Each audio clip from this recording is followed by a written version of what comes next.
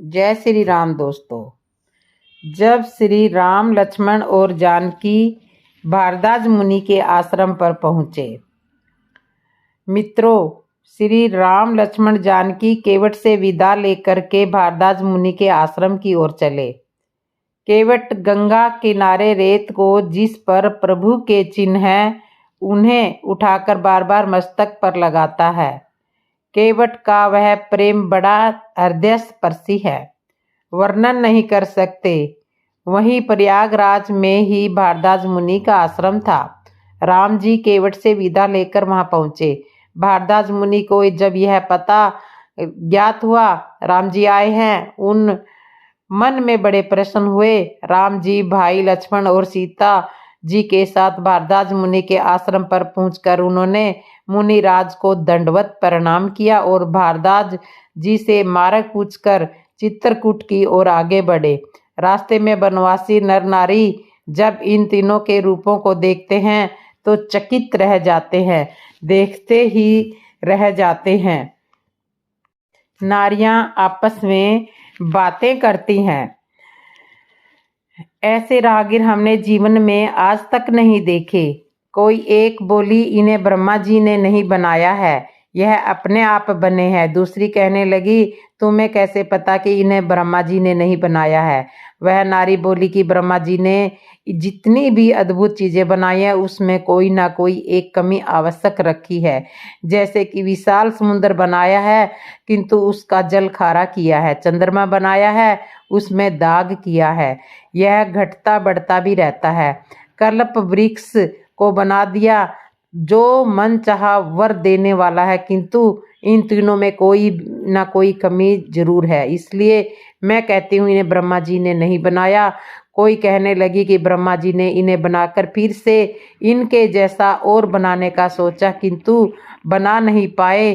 तो भगवान ने सोचा कि अब इनको कहीं ऐसे स्थान पर छुपा देना चाहिए जहां इन्हें कोई देख ना पाए, इसलिए इन्हें वनवास में भेज दिया गया है। इस तरह से राम जी, सीता जी, लक्ष्मण जी, बनवासी कोल भील नर नारी प्रशंसा कर रहे हैं, दर्शन करके बड़े प्रसन्न हो रहे हैं, मगन हो रहे हैं। सबके मन में यह इच्छा है कि यह यहीं पर रुक जाए तो हम इन्हें जी भर भर के देख लें। कोई कंदमूल फल ला रहा है, कोई लोटा जल का लेकर के आ रहा है, जल पिला करके आग्रह कर रहा है कि जल पीकर तुरंत नहीं चलना चाहिए, आप थोड़ा विश्राम कीजिए, थोड़ा बैठ जाइए। राम जी उनके भाव की दशा को समझकर थोड़ी देर के लिए वृक्ष के नीचे बैठ जाते हैं। कोल भील स्त्रियां सीता जी के आसपास सीता जी को घेर करके बैठ जाती हैं और प्रशंसा करती है। एक नारी सीता जी से राम लक्ष्मण की ओर इशारा करके कहने लगी कि यह आपके कौन है। सीता जी परिचय देने में थोड़ा संकोच कर रही हैं कि परिचय किस तरह से दे। शर्माते हुए भूमि की ओर देखती है, पृथ्वी की ओर देखती है, किंतु फिर मन में शर्म महसूस करती है क्योंकि पृथ्वी भी सीता माता की माता है। माता के सामने अपने पिता का परिचय देने में भी संकोच हो रहा है। सीता जी लक्ष्मण जी की ओर इशारा करते हुए परिचय दे रही है कि यह मेरे छोटे देवर हैं, किंतु सीता जी ने इस उत्तर में उन स्त्रियों के प्रश्न का उन्हें उत्तर नहीं मिला। वह आपस में चर्चा करने लगी कि यदि गोरे रंग के यह इनके छोटे देवर हैं तो क्या यह सांवले रंग के इनके बड़े देवर हैं। सीता जी समझ रही थी कि इनकी शंका का समाधान नहीं हुआ है, परिचय ठीक से नहीं हो पाया है। तब सीता जी ने राम जी की ओर फिर से नैन तिरछे करते हुए कहा कि यह मेरे पति देव हैं। बनवासी महिलाएं कहने लगी, हम तो जानती थी कि यह तुम्हारे पति हैं, किंतु हम तो यह जानना चाह रही थी कि आप इनकी ओर किस तरह से देखती है। हम धन्य हो गए। हम यही चाहते थे कि राम जी आपको देखें और आप राम जी को देखें और हम तुम दोनों की युगल सरकार को देखें। बड़ी मगन हो रही है नारियां, बार बार सीता जी के चरणों को छू रही हैं और सीता जी को आशीर्वाद दे रही हैं। सीता जी को आशीर्वाद दे रही हैं। सीता जी ने अपने देवर लक्ष्मण जी का परिचय दिया कि यह मेरे देवर बहुत सरल स्वभाव के हैं, जबकि वह सब जानती हैं कि लक्ष्मण जी का स्वभाव कैसा है। उन्होंने जनकपुर में माता जानकी के पिता जी को जनक जी को भी जनक कह के संबोधित किया था, फटकार लगाई थी। फिर भी सीता जी ने उनके अंदर यह दोष नहीं देखा, क्योंकि सीता माता की बुद्धि निर्मल है, और जिनकी बुद्धि निर्मल होती है उन्हें किसी के अंदर कोई दोष दिखाई नहीं देता। इस तरह राम जी, सीता जी, लक्ष्मण जी सब वनवासियों से मिलते हुए, सब ऋषि मुनियों के दर्शन करते हुए चित्रकूट पर मंदाकिनी नदी के किनारे ठहरे। कोल भीलों ने मिलकर इनके लिए कुटिया बनाई। इसके बाद राम, सीता और लक्ष्मण जी ने वहाँ पर विश्राम किया। इसके बाद कथा में हम वापस अयोध्या आते हैं, जहाँ पर सुमंत रथ लेकर जाता है और राजा दशरथ जी को यह समाचार सुनाता है कि सकल सुमंगल दायक रघुनायक गुणगान। ये कथा वहाँ पे सुमंत राजा दशरथ जी को सुनाते हैं। भगवान श्री राम माता जानकी और छोटे भाई लक्ष्मण जी के साथ में वन में वाल्मीकि मुनि के आश्रम पर पहुंचते हैं। ऋषि वाल्मीकि त्रिकालदर्शी है, सब तरह से ज्ञानी हैं, सब कुछ जानते हैं कि भगवान मेरे यहाँ पर पधारे हैं। अति प्रसन्न होते हैं और ज्ञान और भक्ति का भी श्री राम जी को उपदेश करते हैं। प्रभु श्री राम जी ऋषि वाल्मीकि जी से आज्ञा लेकर निकट ही चित्रकूट के वनवास में वनवासियों की सहायता से एक पर्णकुटी तैयार करवाते हैं। विधि विधान से पूजन करवाने के पश्चात उस पर्णकुटी में सीता जी और भाई लक्ष्मण जी सहित प्रवेश करते हैं। इधर निषाद रात जब राम जी को यमुना जी के किनारे छोड़कर आए और यहाँ गंगा तट पर देखा कि आर्य सुमंत उसी स्थान पर खड़े हैं। निषाद राज ने आर्य सुमंत को अयोध्या लौटने के लिए कई प्रकार से समझा करके उन्हें अयोध्या के लिए विदा किया। आर्य सुमंत ने रात्रि का समय हो जाने पर अयोध्या में प्रवेश किया। अयोध्या वासी सब सो गए होंगे। दिन के समय अयोध्या में प्रवेश करने का उनका साहस नहीं हुआ। नगरवासियों ने जब रथ को देखा तो उन्हें कोई कुछ दिखाई नहीं दिया। अयोध्या वासी आपस में वार्ता करने लगे। कोई कहता है राम जी आ गए होंगे, कोई कहता है नहीं आए होंगे। इन घोड़ों की दशा बता रही है कि राम जी लौटकर नहीं आए हैं। आर्य सुमंत का राजा दशरथ जी के पास जाने का साहस नहीं हो रहा था। वह गुरु वशिष्ठ जी के पास गए। जाकर के प्रार्थना की, गुरुदेव आप मेरे साथ चलिए, आप ज्ञानी हो, आप ही महाराज को समझा सकते हो। मैं जानता हूँ कि मुझे देखकर उनकी क्या दशा हो सकती है। आप रहोगे तो उन्हें कुछ समझा पाओगे। जब से राम जी वनवास गए हैं तब से उधर भरत जी को बुरे बुरे सपने आ रहे हैं। अपने नाना जी से भरत जी कहने लगे, मुझे अयोध्या की बहुत याद आ रही है, भैया राम की बहुत याद आती है। वशिष्ठ जी ने महाराज दशरथ जी के महल में आर्य सुमंत सहित आज्ञा लेकर प्रवेश किया। अकेले सुमंत को देखकर दशरथ जी बहुत दुखी हुए, विलाप करने लगे। गुरु वशिष्ठ जी ने महाराज दशरथ जी को कई तरह से समझाया और चले गए। रात्रि के समय महाराज दशरथ अचानक अचेत हो गए। रानियां महाराज के आसपास इकट्ठी हो गई, विलाप करने लगी। महाराज दशरथ ने रानी कौशल्या को श्रवण कुमार की कहानी सुनाई। किस तरह उन्होंने शब्द भेदी बाण चला करके श्रवण कुमार के प्राण लिए थे और श्रवण कुमार के माता पिता ने उन्हें श्राप दिया था। महाराज दशरथ कहने लगे, इसमें किसी का कोई दोष नहीं है, मेरा ही दोष है। उस समय तो मुझे श्रवण कुमार के माता पिता का श्राप सुनकर बहुत दुख हुआ था, किंतु आज विचार आ रहा है कि उनका श्राप उचित ही था, ताकि आज मैं अपने राम जी के लिए वियोग में देह त्याग कर सकूंगा। महाराज दशरथ जी की आंखों में अंधकार छा गया और राम राम राम राम करते हुए महाराज दशरथ जी ने अपने प्राण छोड़ दिए। राजमहल में हाहाकार मच गया। गुरु वशिष्ठ जी अति शीघ्र राजमहल में आए। उन्होंने यह सब दशा देखी, तुरंत दूतों से कहा, भरत को लेने जाओ। उनको समाचार देना कि गुरुदेव जी ने अति शीघ्र बुलाया है और कुछ संदेश मत कहना। अयोध्या से दूत तुरंत भरत को लेने के लिए ननिहाल पहुंचे। उदास चेहरे को देखकर भरत जी ने दूतों से पूछा, अयोध्या में सब कुशल तो है न? दूतों ने समाचार दिया, गुरुदेव ने आपको अति शीघ्र बुलाया है। भरत जी के मन में भय संदेह उत्पन्न हो गया। दोनों भाई तुरंत अयोध्या के लिए चल दिए। भरत जी को रास्ते भर अपशुगुन हो रहे थे, बड़ा विचित्र लग रहा था। अयोध्या के निकट पहुंचने पर दूतों से पूछते हैं, क्या बात है, अयोध्या इतनी सुनी सुनी क्यों लग रही है? सरयू जी के घाट सुनने क्यों है? नगर में प्रवेश करते समय नगरवासी कोई भरत जी के सामने आ जाता तो मुंह फेर के खड़ा हो जाता। भरत जी का चेहरा नहीं देखना चाह रहे था। भरत जी भय से व्याकुल हैं। उधर भरत जी की माता कैकेयी को जब यह समाचार मिलता है कि भरत शत्रुघ्न दोनों भाई अयोध्या में आ चुके हैं, ऐसी स्थिति में जब महाराज दशरथ जी का शव तेल के कड़ाव में पड़ा है और यह आरती का थाल सजा करके अपने पुत्र के स्वागत के लिए आती है, द्वार पर पहुंचने पर भरत जी ने विचार किया, माता कैकेयी तो राम जी से अत्यधिक प्रेम करती है, राम जी माता जी के भवन में ही होंगे। यह विचार करके वह माता के कैकेयी के भवन की ओर जाने लगते हैं। अयोध्यापुर के वासी आपस में वार्तालाप करते हैं कि देखो, राम जी के वनवास होने में भरत जी और कैकेयी दोनों माँ बेटों का ही षड्यंतर है, इसलिए तो भरत जी सीधे अपनी माता कैकेयी के भवन में गए हैं। भरत जी पहुंचे। माता कैकेयी आरती का थाल सजाकर आभूषण रहित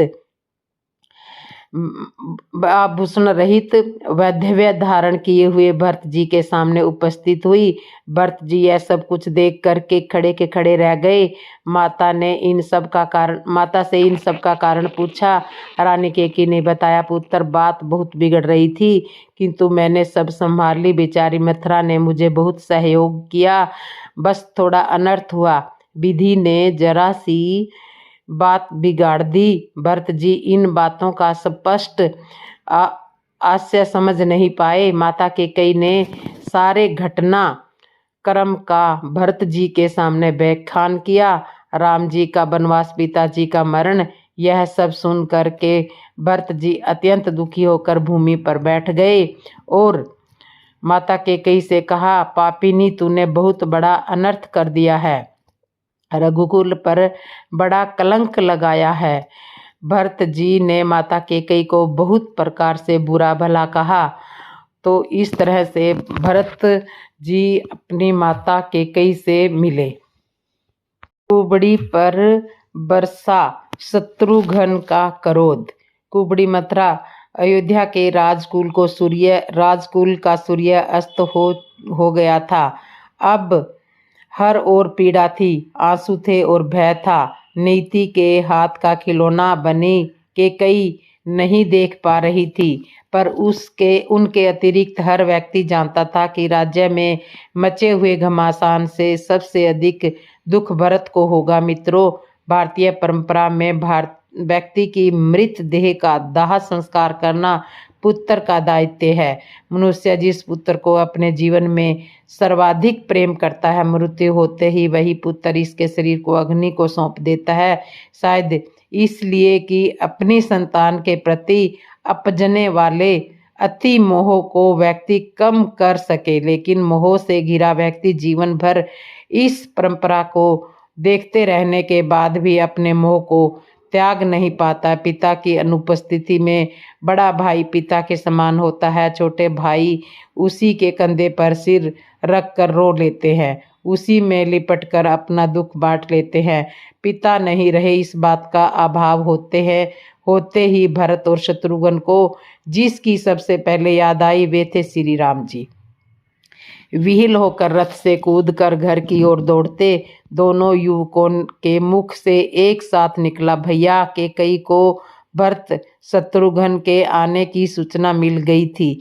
वे पहले से ही भरत की अगवानी को लिए खड़ी थी। घर में प्रवेश करते ही भरत ने माता को देखा तो रोते हुए लिपट गए। बिलख बिलख कर रोए। यह कैसे हो गया माँ?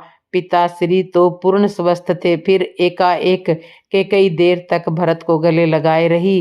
कुछ देर बाद जब भरत शांत हुए तो कहा, इस अशुभ में भी तुम्हारा शुभ छिपा हुआ है। पुत्र महाराज द्वारा छीने जा रहे तुम्हारे अधिकार को मैंने अपनी योजना से वापस ले लिया है। अब तुम अयोध्या के होने वाले महाराज हो। शोक न करो पुत्र, अब पिता का संस्कार करो और राज्य संभालो। क्या मेरा कौन सा अधिकार है माँ? मैया भैया राम के चरणों में रहकर इस राज्य की सेवा करने को ही अपना अधिकार और कर्तव्य दोनों माना है मैंने। फिर मैं अयोध्या का राजा क्या? भैया भी ये हे ईश्वर, क्या अनर्थ हुआ है? भरत तड़प कर भूमि पर गिर गए। कई ने कठोर शब्द में कहा, व्यर्थ में विलाप ना करो भरत, राम को कुछ भी नहीं हुआ। उन्हें महाराज ने 14 वर्ष तक वनवास दिया है और तुम्हें वनवास का अयोध्या का राज्य। भरत केकई को टकाटक निहारते रह गए, जैसे उनकी वाणी चली गई हो। केकई ने प्रसन्न भाव से अपनी समूची योजना और महल में घटी घटनाओं को विस्तार से बताया। भरत कुछ नहीं बोल पा रहे थे, बस उनकी आंखें लगातार बरस रही थी। केकई जब सब कुछ कह चुकी तब भरत की तंद्रा टूटी। तब पल भर तक माता का चेहरा निहारते रहने के बाद बोले, रे नीच अभागन, तूने इतना पाप करने के बाद भी जी रही है, तुझे अपने जीवन पर लज्जा नहीं आती? मुझ निर्दोष को समस्त संसार के लिए अछूत बना देने वाली दुष्टा, जी करता है तेरा गला दबाकर मार दूं। तुम्हें रोते भरत के दोनों हाथ केकई के गले तक पहुंचते, तब तक किसी ने उनके हाथों को थाम लिया। भरत ने देखा, यह मांडवी थी। रोती जनक सुता ने कहा, इस राजकुल में पाप की सीमाएं आपके आने के पूर्व ही लांघी जा चुकी है और यह आप इसे और आगे न बढ़ाएं। वे जैसी भी हों आपकी माँ है। राम विरोधी हृदय में ते प्रकट की न विधि मोही। भरत जी ने कहा, विधाता ने मुझे श्री राम जी से विरोध करने वाले तेरे हृदय से उत्पन्न किया, अर्थात विधाता ने मुझे तेरे हृदय से राम का विद्रोही जाहिर कर दिया। मेरे बराबर पापी दूसरा कौन है? मैं व्यर्थ ही तुझे कुछ कहता हूँ। माता की कुटिलता सुनकर शत्रुघ्न जी के सब अंग क्रोध से जल रहे हैं, पर कुछ वश नहीं चल सकता। उसी समय भांति भांति के कपड़ों और गहनों से सजकर कुबड़ी मंथरा वहां पर आई। उसे सजी देखकर लक्ष्मण के छोटे भाई शत्रुघ्न क्रोध में भर गए, मानो जलती हुई आग को घी की आहुति मिल गई हो। उन्होंने जोर से तक कर कुबड़ पर एक लात जमा दी। वह चीखती हुई मुंह के बल जमीन पर गिर पड़ी। उसका कुबड़ टूट गया, कपाल फूट गया, दांत टूट गए और मुंह से खून बहने लगा। वह कराती हुई बोली, हाय देव, मैंने क्या बिगाड़ा? जो भला करते हैं उसका बुरा फल पाया। तो इस तरह से वह रोती बिलखती बोलती रही। उसकी यह दशा सुनकर उसे नख से शिखा तक दुष्ट जानकर शत्रुघ्न जी झोटा पकड़ पकड़ करके उसे घसीटने लगे। तब दयानिधि भरत जी ने उसको छुड़ा दिया और दोनों भाई तुरंत कौशल्या जी के पास गए। कौशल्या जी मैले वस्त्र पहने हैं, चेहरे का रंग बदला हुआ है, व्याकुल हो रही है, दुख के बोझ से शरीर सूख रहा है। ऐसी दिख रही है मानो सोने की सुंदर कल्पना को वन में पाला मार गया हो। भरत को देखते ही माता कौशल्या उठ दौड़ी, पर चक्कर आ जाने से मूर्छित होकर पृथ्वी पर गिर पड़ी। यह देखते ही भरत जी बड़े व्याकुल हो गए और शरीर की सुध बुध बुलाकर चरणों में गिर पड़े। फिर बोले, माता पिता कहाँ है? उन्हें दिखा दे। सीता जी तथा मेरे दोनों भाई श्री राम लक्ष्मण कहाँ हैं? उन्हें दिखा दे। कि कई जगत में क्यों जन्मी, और यदि जन्मी थी तो फिर बांझ क्यों नहीं हुई, जिसने कुल के कलंक अपयश के भांडे और प्रियजनों के द्रोही मुझ जैसे पुत्र को उत्पन्न किया। तीनों लोकों में मेरे समान अभागा कौन है, जिसके कारण हे माता, मेरी यह दशा हुई है। पिताजी स्वर्ग में है और श्री राम जी वन में है, किंतु केतु के समान केवल मैं ही इन सब अनर्थों का कारण हूँ। मुझे धिक्कार है, मैं बांस के वन में आग उत्पन्न हुआ और कठिन दाह, दुख और दोषों का भागी बना। भरत जी के कोमल वचन सुनकर माता कौशल्या जी फिर संभल कर उठी। उन्होंने भरत जी को उठाकर छाती से लगा लिया और नेत्रों से आंसू बहाने लगी। सरल स्वभाव वाली माता ने बड़े प्रेम से भरत जी को छाती से लगा लिया, मानो श्री राम जी ही लौट कर आ गए हों। तो इस तरह से भरत और कैकेयी का संवाद होता रहा है। फिर लक्ष्मण जी के छोटे भाई शत्रुघ्न को हृदय से लगाया और शोक और स्नेह से हृदय में समता नहीं है। शोक और स्नेह हृदय में समता नहीं है। तो इस तरह से भरत और कैकेयी का संवाद चलता है। भरत जी और माता कौशल्या का संवाद और राजा दशरथ की अंत्येष्टि क्रिया।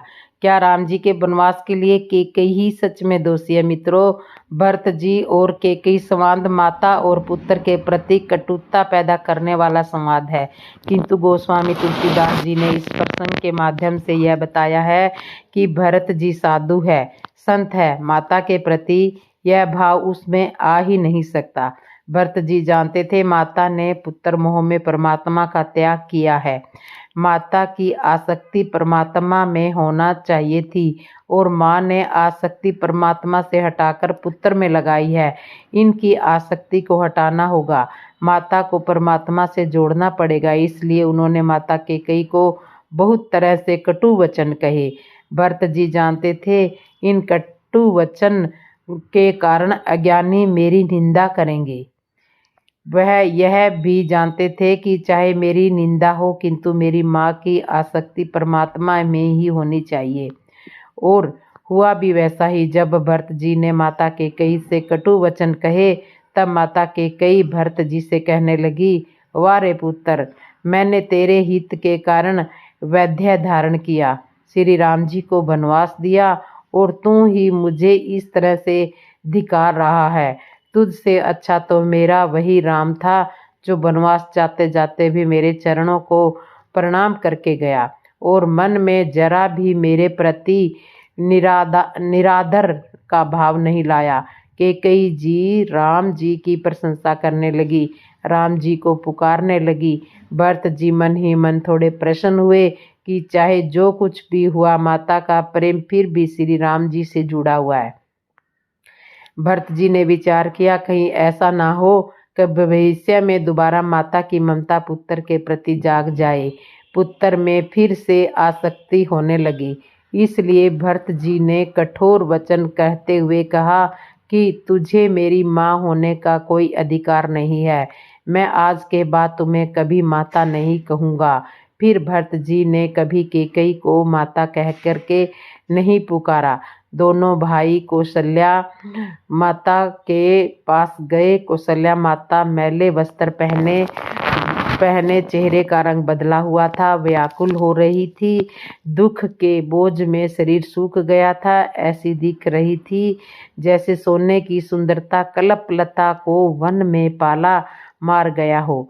भरत को देखते ही माता कौशल्या उठकर दौड़ी, पर चक्कर आ जाने की वजह से मूर्छित होकर पृथ्वी पर गिर पड़ी। वह देखते ही भरत जी बड़े व्याकुल हो गए, शरीर की सुध बुध भुलाकर चरणों में गिर पड़े और बोले कि कई जगत में क्यों जन्मी, और यदि जन्मी तो फिर बांझ क्यों नहीं हुई, जिसने कुल के कलंक, अपयश के भांडे और प्रियजनों के द्रोही मुझ जैसे पुत्र को उत्पन्न किया। तीनों लोकों में मेरे समान अभागा कौन है, जिसके कारण हे माता मेरी यह दशा हुई। पिताजी स्वर्ग में है और श्री राम जी वन में है, केतु के समान केवल मैं ही इन सब अनर्थों का कारण हूँ।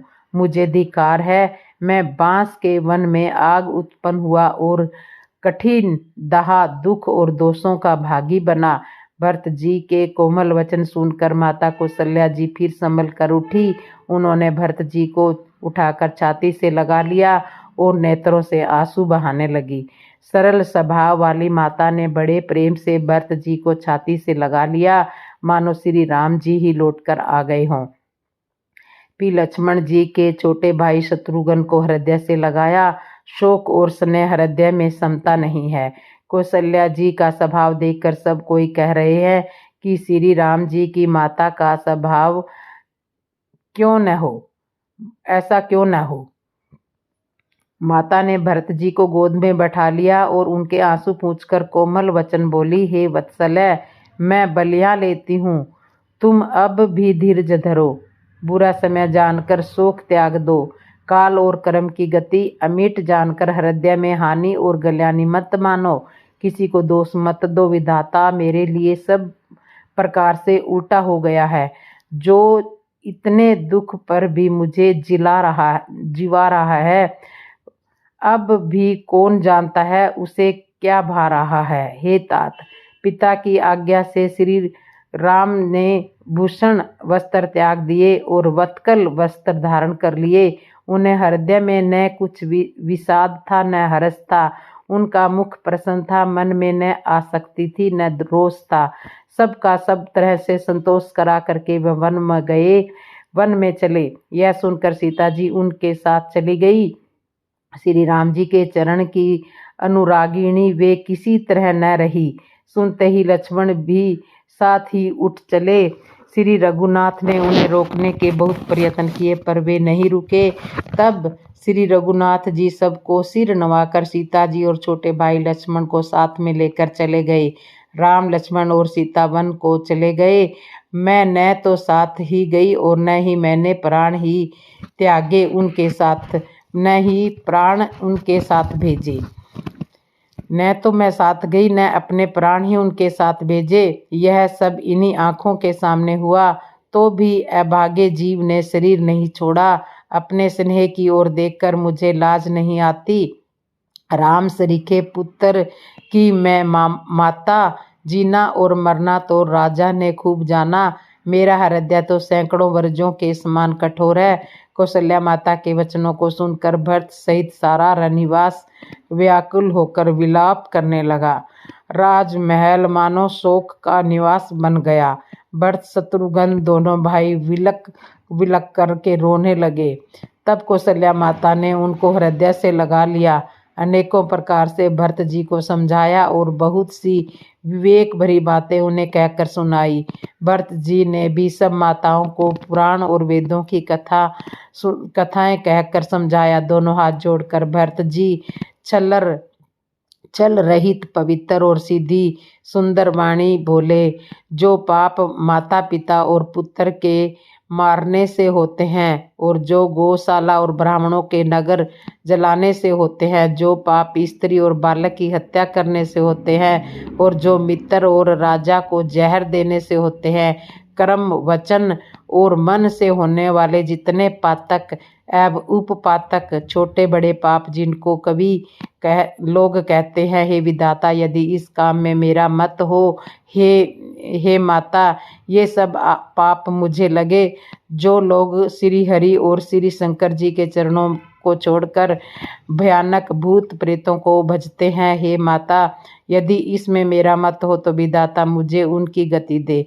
जो लोग वेदों को बेचते हैं, धर्म को धू लेते हैं, चुगलखोर हैं, दूसरों के पापों को कह देते हैं, जो कपटी कुटिल कलह रहित और क्रोधी है, तथा जो वेदों की निंदा करने वाले और विश्व भर के विरोधी हैं, जो लोभी लम्पट और लालचियों का आचरण करने वाले हैं, जो पराये धन को पराई स्त्री की ताक में रखते हैं, हे जननी, यदि इस काम में मेरी सहमति हो तो मैं उनकी भयानक गति को पाऊं। जिनका सत्संग में प्रेम नहीं है, जो अभागे परमार्थ के मार्ग में विमुख है, जो मनुष्य शरीर पाकर भी श्री हरि का भजन नहीं करते, जिनको हरिहर का सुयस नहीं सुहाता, जो वेद मार्ग को छोड़कर वाम वेद प्रतिकूल मार्ग पर चलते हैं, जो ठग है और भेष बनाकर जगत को चलते हैं, हे माता, यदि मैं इस भेद को जानता भी हूँ तो शंकर जी मुझे इन लोगों की गति दे। माता कौशल्या भरत जी के स्वाभाविक ही सच्चे और सरल वचनों को सुनकर कहने लगी, भरत, तुम तो वचन और शरीर से सदा ही श्री रामचंद्र जी के प्यारे हो। श्री राम जी तुम्हारे प्राणों से भी बढ़कर प्रिय है और तुम भी श्री रघुनाथ जी के प्राणों से भी अधिक प्यारे हो। चंद्रमा चाहे विष चुआने लगे और पाला आग बरसाने लगे, जलचर जीव जल से विरक्त हो जाए और ज्ञान हो जाने पर भी चाहे मोह न मिटे, पर तुम श्री रामचंद्र जी के प्रतिकूल कभी नहीं हो सकते। इसमें तुम्हारी क्षमता है। जगत में जो कोई ऐसा करते हैं वे सपने में भी सुख और शुभ गति नहीं पावेंगे। ऐसा कहकर माता कौशल्या ने भरत जी को हृदय से लगा लिया। उनके स्तनों से दूध की धारा बहने लगी और नेत्रों में प्रेम के आंसू छा गए। इस प्रकार बहुत विलाप करते हुए सारी रात बैठे ही बैठे बीत गई।